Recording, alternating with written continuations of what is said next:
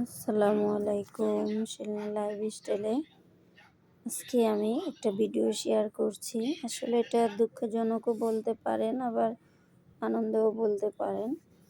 আমি গিয়েছিলাম একটু ইসলামিক ব্যাংকে, কিছু টাকার খুব প্রয়োজন ছিল, তাই আমার একটা ডিপিএস ছিল, মানে দুটো ডিপিএস। আমি সেটাই ভাঙার জন্য গেলাম। কিছুই করার নেই, আসলে বর্তমান চলা এতটা কষ্ট, মানে অল্প আয়তে চলা যায় না। তারপরে কি আর করা, বাসা থেকে বেরিয়ে গিয়ে ইসলামিক ব্যাংকে চলে গেলাম, যে আমার ডিপিএসটা আমি ভেঙে নিলাম। ডিপিএসটা ভেঙে আমি কিছু টাকা ওইখান থেকে পেয়েছি, সে টাকাটা নিয়ে আমি বের হলাম। ওইখানে আমার হাজব্যান্ড, আমার মেয়ে গিয়েছিল, তারপর আমার হাজব্যান্ড, আমরা রিকশায় উঠে চলে আসতেছি। এই পথে প্রচুর পরিমাণ, রাস্তায় অনেক জ্যাম লাগছে।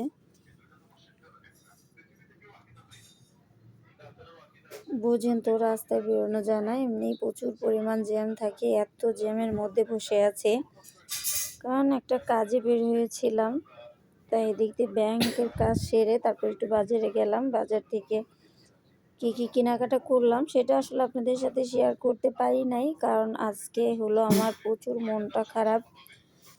এখানে হয়তো আরও বেশি কিছু টাকা জমতো, তারপরেও কি করা, খুবই প্রয়োজন ছিল টাকাটার।